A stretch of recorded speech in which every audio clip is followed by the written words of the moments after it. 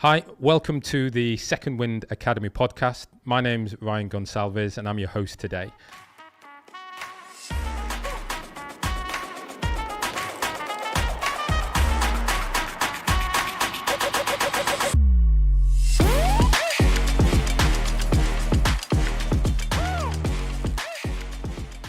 George, welcome to the show. Yeah, thank you very much. Cheers, Ryan. Great to be here. You know, what I really liked about the intro and, learning a little bit about you as we've been going through this is that shift of your individual entrepreneurialism, rugby, family business, and all of that stuff sort of being pulled together. And to me, it's just actually quite fascinating to see some of the stories that you're going to be able to share with us today. Yeah, I mean, hopefully I can kind of provide a bit of an insight to maybe some of the younger generation coming through into professional sport. You know, something that we got delivered at a certain level at Edinburgh Rugby. Not a massive amount day to day, but it was still kind of pushed to really think about that career after rugby. And it's something I've always had at the front of my mind, which for every player pushing into professional sport it's absolutely fundamental. Yeah, absolutely right. And look, now as a sort of retired rugby player, what is it that you're up to nowadays? Now I am wasn't the plan, but I'm actually now in finance, so I'm studying accountancy. So it's a completely different career change from professional rugby. I had kind of a plan. Plan A was obviously push as far into the rugby career as I can or could do, and then Plan B was kind of take that rugby experience into either coaching or move into the strength and conditioning side of things. And obviously, I had a Plan C as well, which it ended up being the what I'm doing now. And for me, that was important to have two extra plans because anything can happen, and my career was cut short, a lot shorter than anticipated. So having that plan C really did help, which was becoming part of the family business. So now I am working in the accounts department of Merlin Vet, which is the family business. Yeah, that's really interesting. I love the fact you'd really considered these various options. Fascinating that the family business was the last of those options. I think that's actually that in itself tells a lot, or at least there's certain stories you could weave into that. But let's kick in a little bit then about you and sport. So early on in your career, early on in your life, what was the meaning, or what meaning did sport hold for you? Sport was a chance to group up with friends, mates that you saw in school, but obviously a chance to just be in that group environment and be part of a team. Rugby has a really good team ethos, team environment, and that's kind of why I love being part of a team. You're with your mates, you're playing the sport that you love. Although rugby wasn't my first choice of sport when I was younger. When I was about 10, 11, 12, growing up, I loved football, absolutely loved it. So I played football on a Saturday and Yeah. almost got forced to play rugby on a Sunday. My brother Richard, he's a year older than me. He played, he loved it as well. And mum and dad were like, well, if Richard's going to rugby training, you're going too. So I kind of used to kick up a bit of a fuss, but after a couple of years of that, I soon fell in love with it, and from the age of 6, I've played rugby, and then kind of intertwined rugby and football together. But then obviously rugby did come out on top. Yeah, that's so fascinating how rugby definitely sounds like it was a second, not even a close second, in terms of sport and enjoyment. What do you think happened to make you start to, prefer one over the other? I think it was down to ability. I started to enjoy rugby that a little bit more because I was maybe a bit better at it.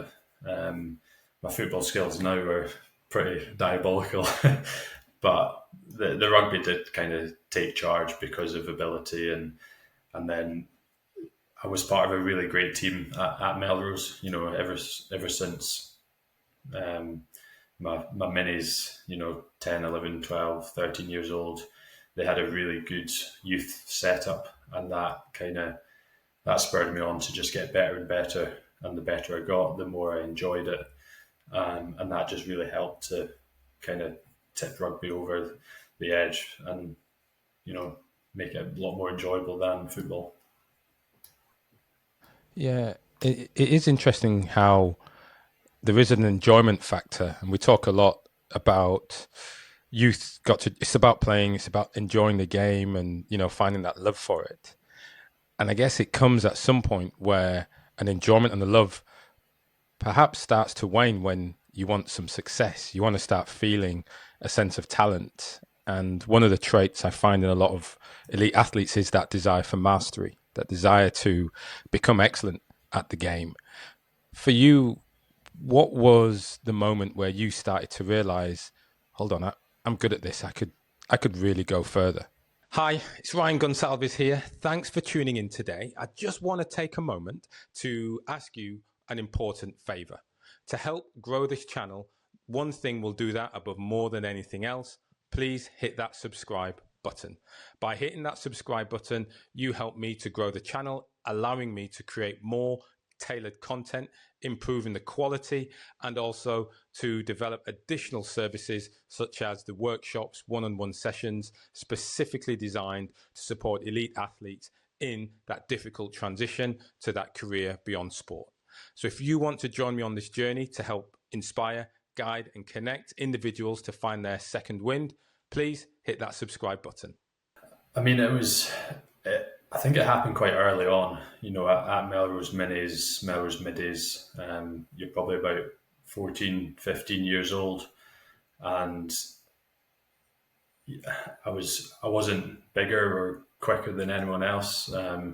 I just love to work on my own skills and try and improve. And um, I always had quite a poor left hand pass.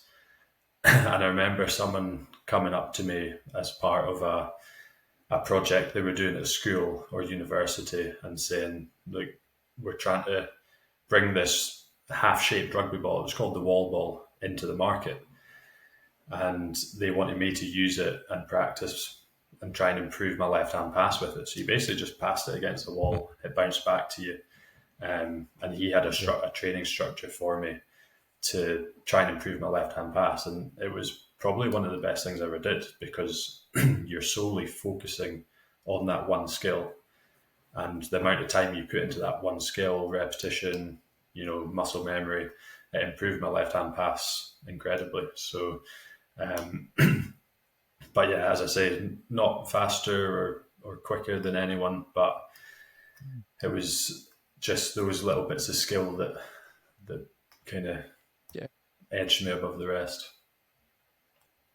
Well, yeah, isn't it interesting though? Because it is those little bits, but you also put an extreme amount of practice into what probably was your weakness as far as a player goes. That ability to then do that left hand pass. You probably put in more hours, which, at that point, were you already in love with the game, or was it around that time that it started to sort of take hold? I think it was around that time, 14, 15 years old. I'd been given this rugby ball to improve my passing with, and I was like, "Wow, this is amazing." Wasn't even a full rugby ball, half a rugby ball I was given, and I could then just go Yeah. away in my own time and practice. But don't get me wrong, like, we had an incredible team at that age grade at Melrose, and you played with them when you were 14 years old, all the way up to some of them 21, 22 years old. So those people stayed in Melrose, and there's a reason they stayed in Melrose, because it was such a good setup, and Hmm. they obviously provided me with opportunities on the ball and off the ball, um, different areas of the field that I could try and exploit, and that helped massively. If I was part of a struggling team, I probably would have struggled Mm. more as an individual. Yeah. And so for you at that time, so what did you aspire to be? Where did you want rugby to take you? I essentially wanted it to become a job. I wanted to play the sport and get paid for it. So there was a Hmm. minimal amount, but people were starting to get paid at Melrose, and then the the Super Six came about, and people started getting paid for that. So just kind of seeing people actually earn a little bit of money, or get a club car through Mm. Melrose was so good, and it kind of inspired you to be like, oh, when you're young, anything that you get given Mm.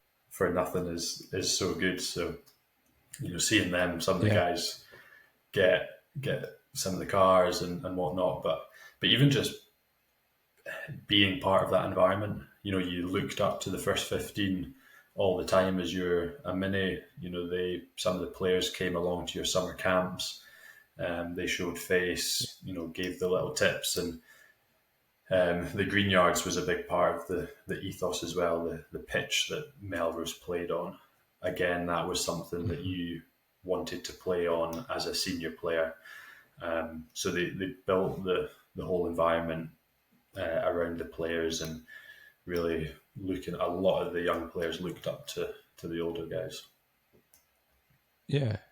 Well, so with that desire to quite simply get paid to play, to make it your job, what did that do to you from an academic perspective, and perhaps that family business orientation?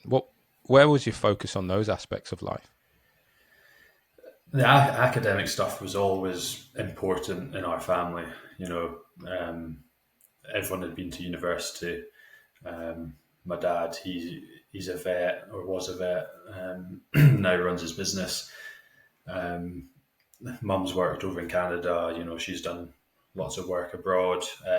My sister Abby and my brother Richard, they've both done university. So I, I was the only one that didn't do it. I felt like I was Mhm. going against the grain, and a lot of people said, "Oh, university is the way to go." But for me, at that time in my life, where rugby was sort of taking over, it it Yeah. wasn't my first go to university. I got a placement at Edinburgh Napier, for business management, um, but I deferred that because I got offered academy contracts, and I was sort of a bit skeptical to tell my dad that I wasn't going to university. I wanted to pursue rugby, but it was hard to tell him that. I think my mum was more kind of, oh, you do what you fancy, and it was a university letter got sent to my parents' house, and they said, "Oh, you've got a letter." I was like, "Oh, open it for me, please." And Dad was like, "Oh, you've got zero attendance at university." I was like, "Yeah, I've deferred it." So that's the way he kind of found out, that I wasn't attending So university. But he was happy for me. I bet he was, but so did he find out after the fact or before you actually went? He he found out when that letter was received. So um, I didn't actually kind of tell him that I'd deferred it or whatever. He just found this letter, and it was quite soon after I started the academy contract. Just the way things worked with rugby season in university. But yeah, he was Hmm. pleased for me Yeah. that I was kind of pursuing rugby and what I wanted to do. So yeah, Yes, yeah. So when you look back, I mean, that's quite funny. Because I was going to ask the question. So how did you make that decision? Did you consult your parents? Did you go into that? But it sounds like you did it, and you helped them to find out afterwards.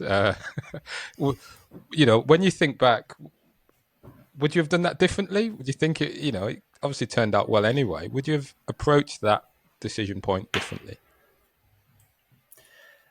I th- Potentially, yeah, because if you want to do something in life, you've got to fully go for it. There's no point going in 50-50 and kind of half doing it. So I think I would have just been like, this is what I want to do. This is what I really want to put my focus on. And it wouldn't have changed the outcome, as you say, but it's maybe just being more truthful with yourself that this is actually what I want to do and I'm going to go away and smash it. And, you know, if certain people don't like that, then that's fine, but it will come to a point that they will support you at it. Mm. Yeah, and you mentioned going against the grain, from a family perspective. And I guess when you think about it, becoming a professional athlete is going against the grain. Just from a percentage wise or population wise, it means you are standing out in some way. Now, for you then entering into that rugby world and, I guess starting to achieve that dream, what was it like for you? What was that shift from school, from club or, junior academy into getting into the academies? How did that change things for you?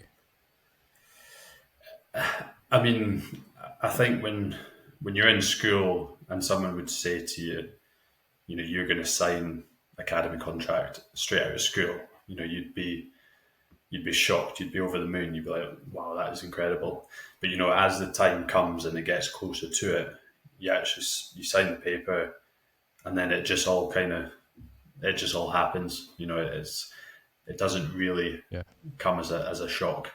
Um, I remember making always had kind of a lot of self doubt, and I remember making a bet with my old academy manager and saying, he was like, "Look, you'll probably sign pro within the next year or two." And I was like, nah, there's no chance. Like, I was looking up at some of the boys playing, some people in my position. I was like, I'm not as big as them, I'm not as quick as them, probably not as skillful as them. There was a lot of self doubt there. Um, and I was like, look, if I do sign pro within the next year or two, I'll buy you a pair of trainers. And he ended up leaving that job another year or two later on. And it sounds bad, but I've actually not bought my pair of trainers yet because I did sign a year after that. So hopefully he's not listening, but I do still actually owe him a pair of trainers. I think we're going to have to call him out in the show notes and make sure he gets tagged. This bit we're going to publicise. I think that's. But that, well, I mean, betting against yourself almost humility to the point of betting against yourself to become a pro player. That's not something I've heard of before. Usually for athletes, it's I'm a gun. I'm making this.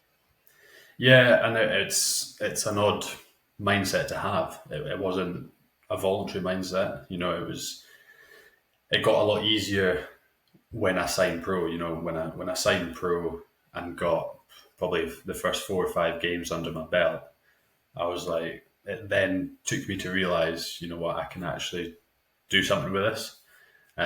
Potentially, I was maybe riding the wave early stages and being like, oh, this is too good to be true. But then I sort of feel that mindset helped me, because if I was like, yeah, I'm so good, I wouldn't be doing the extra hours on the training pitch. I wouldn't be trying to improve on some of my weaknesses. So that kind of pushed me to get faster, stronger, and the coaches that I had round about me in the academy, in the borders in Edinburgh, they were there to facilitate that. So I think it's good and bad to have that mindset. But as I say, when I pushed into pro level and got some games under my belt, it certainly started to sink in that, yeah, I can actually do this. Mm. Yeah, it's like the job's never finished. There's always something to improve, and clearly you had that dedication to do that because very early on you were doing that, albeit with a new ball or a new technique, but it was that left hand pass. It demonstrated that ability to refine what was probably already quite good, but you were able to take it to that next level. So for you, from your professional career perspective, you'd achieved where you wanted to get to start getting paid to earn. What happened next? Where did you get to? So, first academy contract was in the Borders for a year, and then I signed another year, but for up in Edinburgh, which kind of was good, bit more accessibility to the pro side. We went in training every Tuesday with the professionals, and then after that, I signed a year academy plus a year pro. And that was when Richard Cockrell first came in. So he hadn't seen me play. He'd only really seen footage of club level, so he didn't know if I was capable at professional level or not.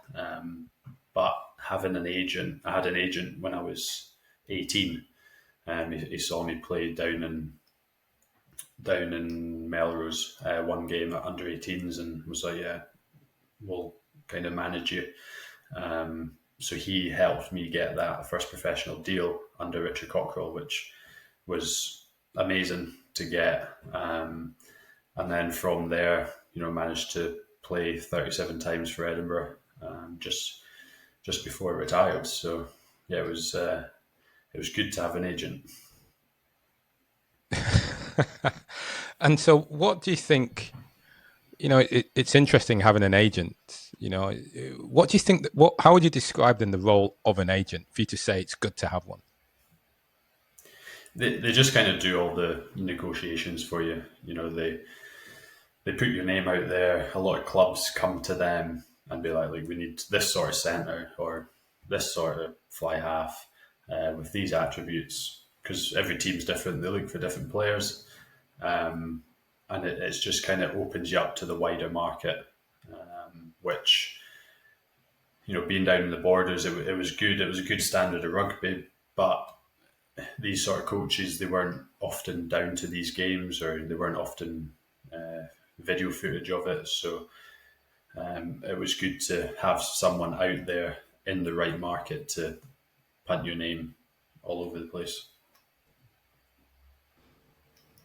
Yeah, it's like having someone who's in your corner, and we're going to talk about that, your life after the game. But in many respects, I can't help but think it is like having a sponsor. So when you step out into the corporate world or world of business, often you need that sponsor, that someone who can be there on your behalf, talk you up, like you said, and because of their network, can actually help move you into places where you can continue to deliver value or bring value.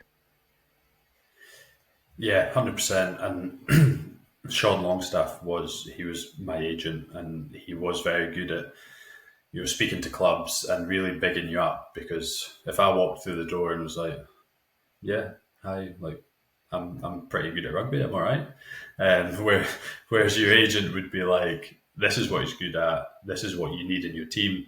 Um, so for young guys, I would say try and get an agent as early as possible. It's in your agent's best interest to get you as far as he can. Obviously, the hard work comes from the player, but just to initially get yourself out into that market, an agent's definitely the way forward.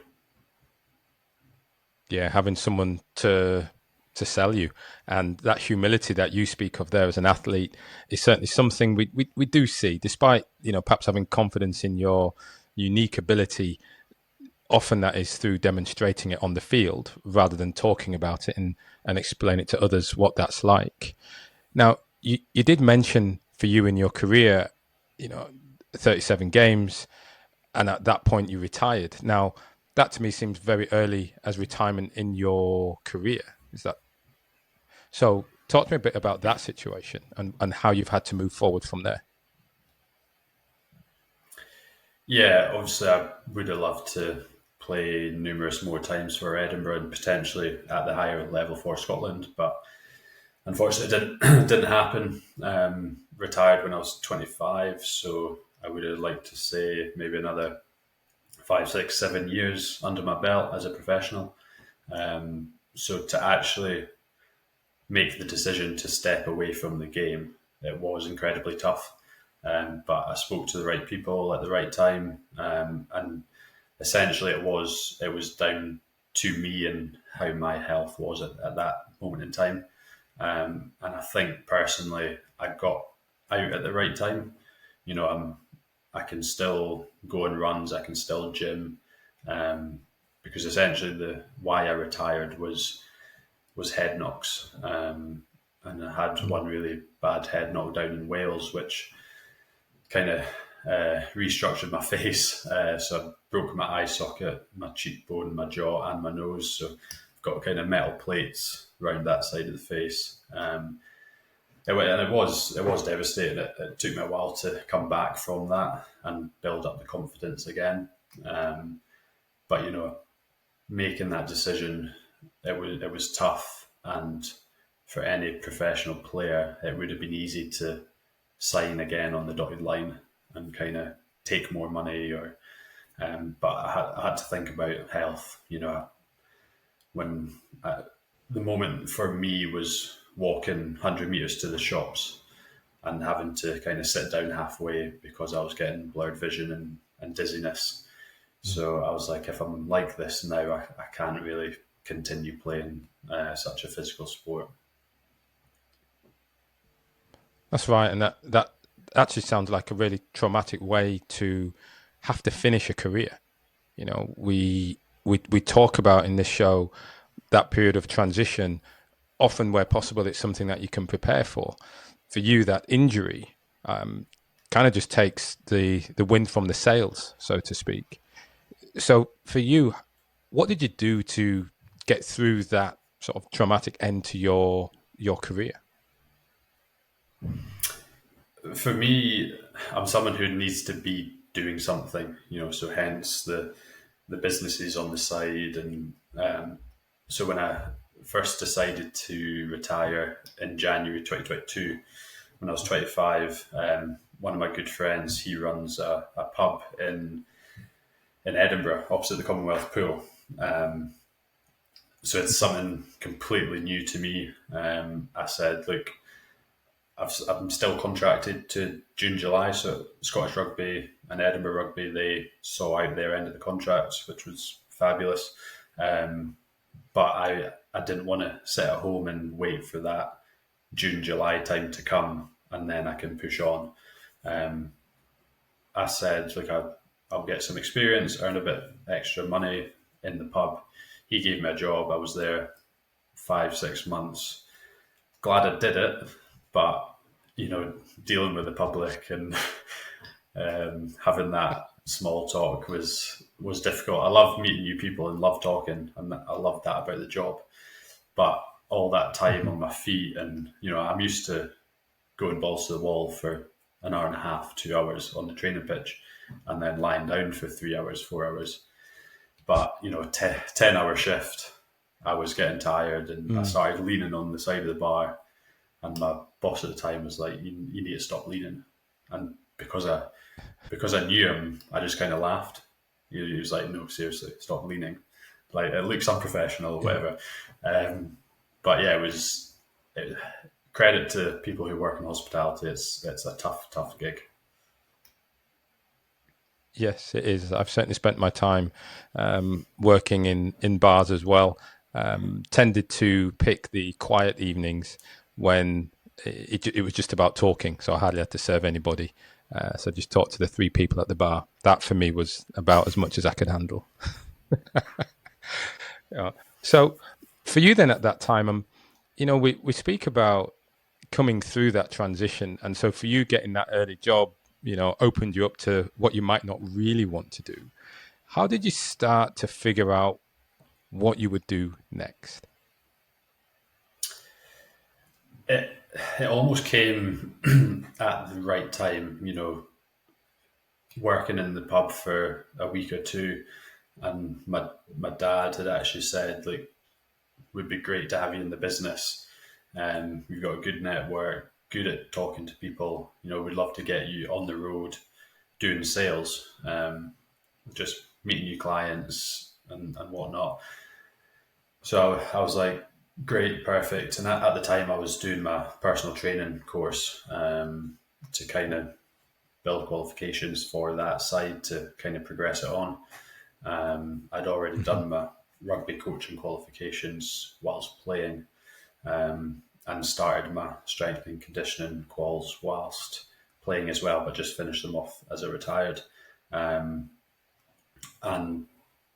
yeah, dad came to me, offered me a job. I was like, sales sounds great.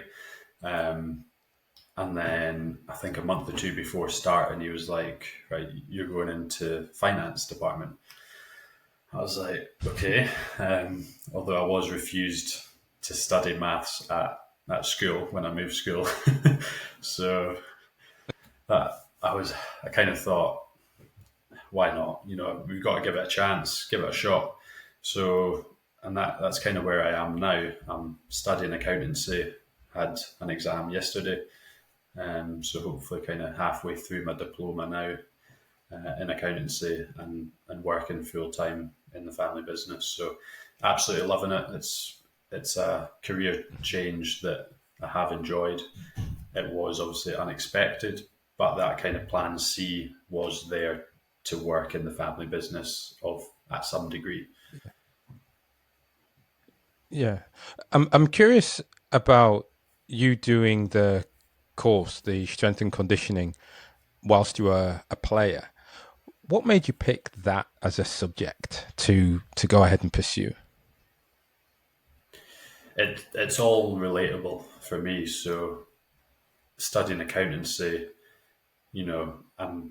what I do day to day, I'm studying outside of work. So for me, it's relatable. I'm studying what I do day to day. At school, I didn't really know what I was studying for. And when I made that change not to go to university, I didn't really know what the end goal was.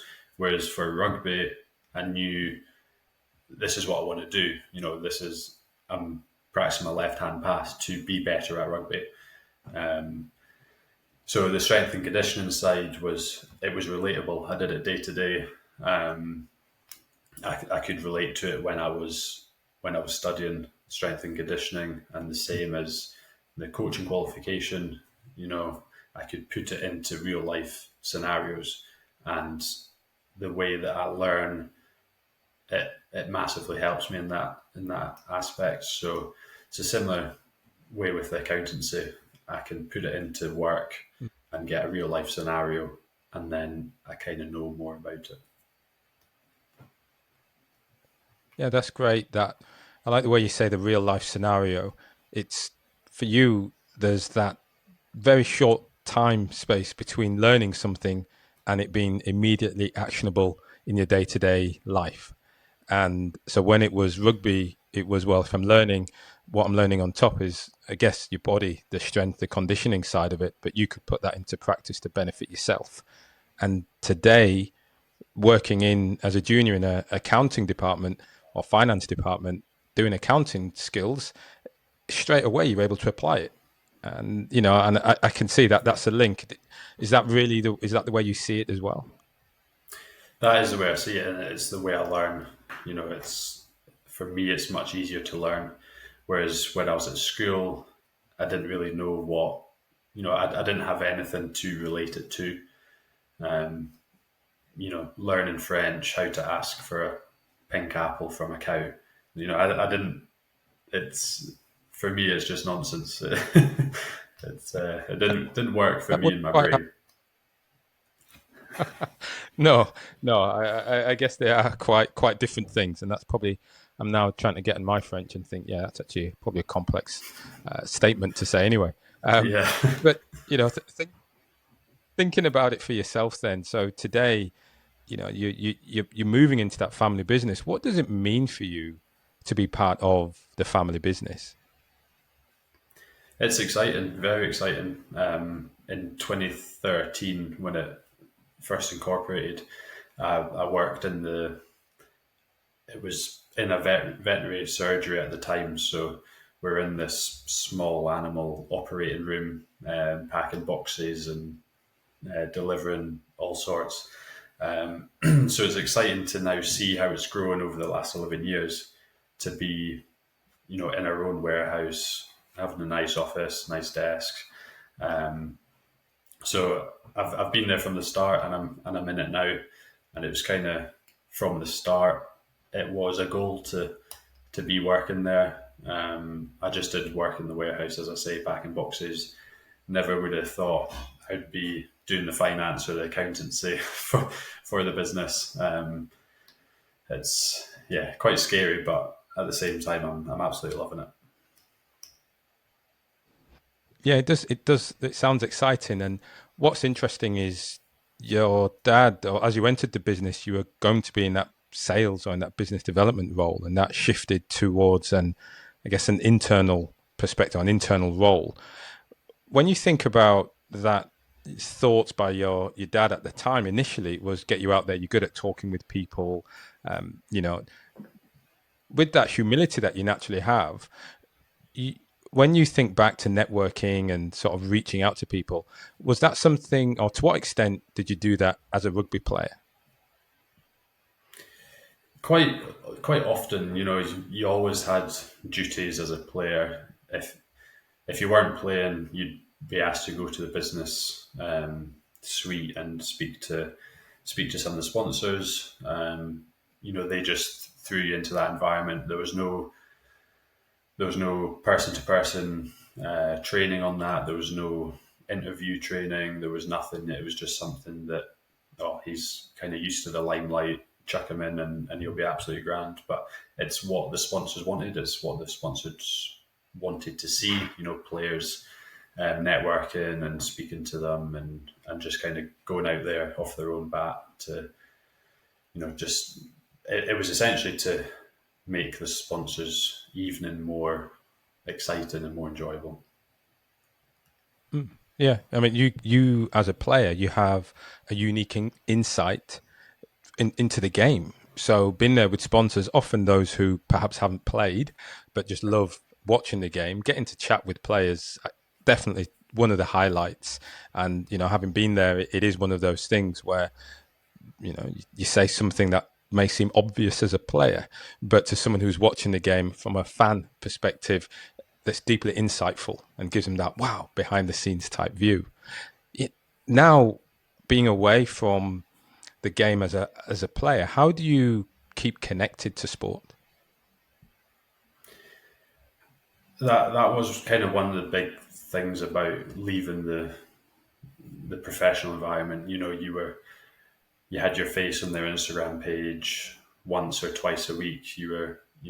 Likes were coming in, and it was quite nice to have that sort of small fame. People talking about you. When the team sheet got announced, like, oh, it's great to see so and so back in the team. But then when you leave that environment, it comes quite a shock. You're almost forgotten about. New things happen, better things come. And for me, that was quite a change. And I did kind of try and keep in contact with players, keep in contact with management at Edinburgh, and that was fine. But for me at the minute, I'm still coaching, so I coached Melrose for a year and a half to keep me in that kind of competitive environment, and then I've just picked up a kind of side coaching role with Musselburgh. Just kind of agreed that very recently, so a bit closer to home, easier to get to, and not as late nights. So I'm kind of keeping that team environment, togetherness, competitiveness, all there, which is kind of what I thrived on from the professional sport. That's great, and that connection, I think, is a wonderful thing to keep I guess, that mind. In fact, to keep your spirit engaged in sport in that competitive environment. When you think about your strength and conditioning training, is that something you weave into the training sets that you do as a coach as well? Yeah, definitely. I brought a lot from what I learned at Edinburgh to the teams that I'm coaching, and obviously my brother he's gone out on his own, self-employed as a personal trainer, does very well at it.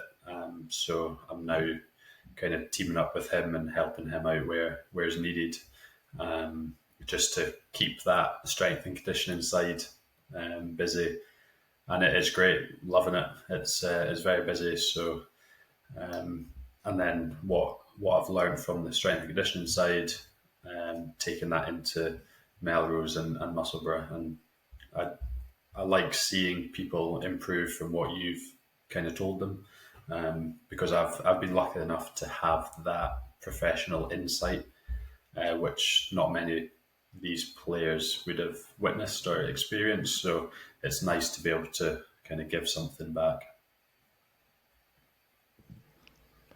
Yeah, that's really good. And when you talk to them, I suppose we're coming towards the end of the conversation, but I'm interested, perhaps as you speak to them or a younger self, what sort of guidance would you give based on your experience? But what sort of guidance would you give to somebody in order to support them to find their second wind when it's time to retire, especially if it comes suddenly? It's a good question, and if I was speaking to myself as a younger person, I would say just back yourself. You're obviously feeling a gut instinct, so why not go and do it? You know, you are probably better than what you think you are, and that was certainly the case with myself. But when I speak to these other players, there is that self doubt in there as well, and they don't necessarily know that. It took me a couple of years to kind of confront it and say, well, why have you got that self doubt? And it will happen in so many players, and it's almost using that self doubt to your advantage. There's a few Mm-hmm. players out there that will have that self doubt, and they will kind of fall out of love with the game because they don't think they're good enough, and they won't really have that mindset to progress and to work on their weaknesses. Yeah, I mean, and I think that's really good advice because it's you did it right. You focused on your weaknesses as one of those points, and eventually had to back yourself. I'm curious about in some respects the role that an agent played in helping to big you up, and that was someone who, although it was in their interests, so hopefully get the right types of people, but they had to believe in you. They had to have that confidence and had to look at which environment you would thrive best in. And it sounds like that's an important role, is to find someone who can perhaps give you, can be a mirror, can give you that guidance and lead you through, or shine the light on that journey. Yeah, and as I mentioned earlier, an agent is great to have, but he's not your coach. He's not saying to you, go and work on your left hand pass, work on your left kick. It's down to you. You've got to do your own individual analysis of your game, and then until Yeah. you get into that professional environment, you get that one-to-one element of coaching. You've got an attack coach, you've got a kicking coach, you've got a defense coach, and you've got your head coach who oversees everything. So it's a tough gig when you're younger, and it's only yourself. You know, you're your own Yeah. worst critique. Yeah. Um, so you've got to listen to Yeah. your body. Yeah. And then I can't help but draw a parallel to your father, who has given you some direction when it comes to what was plan C. Sounds like it's quite an excitable plan in any, but it does seem like your dad, who, looking at you as an individual, then had to make some sort of play or decision in saying, all right, well, where would you best fit in this family business? But in this environment, actually, it's not sales. You needed better here in the finance team. Yeah, and that I guess that what makes a great manager is how they manage their team. And I think for Dad, he always goes off, if you know the figures of a business and you know how the business ticks, you'll have a greater understanding of the rest of the departments in the business. So he wants me to learn the figures, get a basic understanding of it, which is what I'm doing. Um, but again, it's down to me to put in the hard yards. He can't pass my exams for me. My agent couldn't No. improve my left hand pass for me. So, as I said earlier, it's down to the player. It's down to yourself to put in that hard work. They'll just manage you appropriately. Well said, George. Well said. I think that's really good. And look, I want to say thank you for joining me on the show today. The eve of your sister's wedding. I think it's really, really happy that you've been able to take out the time. Well, in fact, sandwich between that and an exam. So thanks for sharing your story today. Really appreciate it. No, not at all, Ryan. Thanks very much for having me on.